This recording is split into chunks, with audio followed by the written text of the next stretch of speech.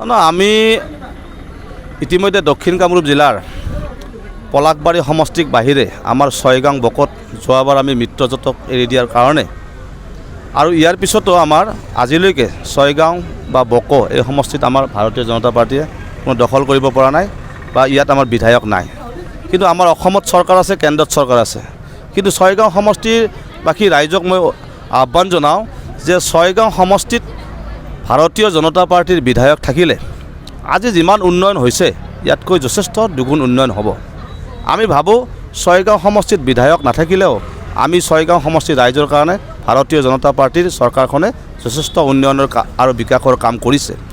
কিন্তু যদি আমি ছয়গাঁও সমষ্টিত ভাৰতীয় জনতা পাৰ্টিৰ বিধায়ক আমি আনিব পাৰোঁ তেতিয়াহ'লে আমাৰ উন্নয়নৰ দ্ৰুতগতিত উন্নয়ন আৰু লগতে আমাৰ ছয়গাঁও সমষ্টিত যিটো আজি আমি দেখিছোঁ অতীতৰ পৰা যে এটা ছয়গাঁও সমষ্টি এটা বিশেষ সমষ্টি দক্ষিণ কামৰূপৰ।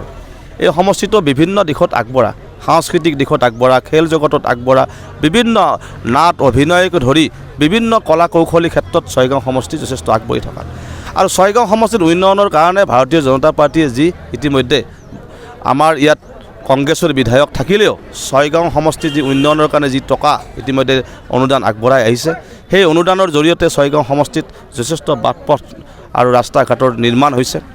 আপোনালোকে নিশ্চয় গম পাইছে যে 20 কোটি টকা ইতিমধ্যে গড়েমাৰীলৈ যোৱা পথটো নিৰ্মাণৰ কাৰণে ইতিমধ্যে ঘোষণা কৰিছে। অতি সোনকালে আমাৰ মুখ্যমন্ত্ৰী বা বিত্তমন্ত্ৰী গড়কাপ্তানী মন্ত্ৰীয়ে এই আধাৰশিলা স্থাপন কৰিব।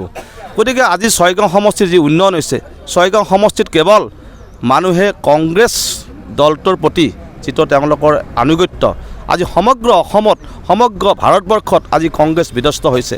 গতিকে ছয়গাঁও সমষ্টিৰ পৰাও কংগ্ৰেছ বিধ্বস্ত হ'ব লাগে, ছয়গাঁও সমষ্টিৰ পৰাও কংগ্ৰেছৰ প্ৰতি মোহ ভংগ হ'ব লাগে।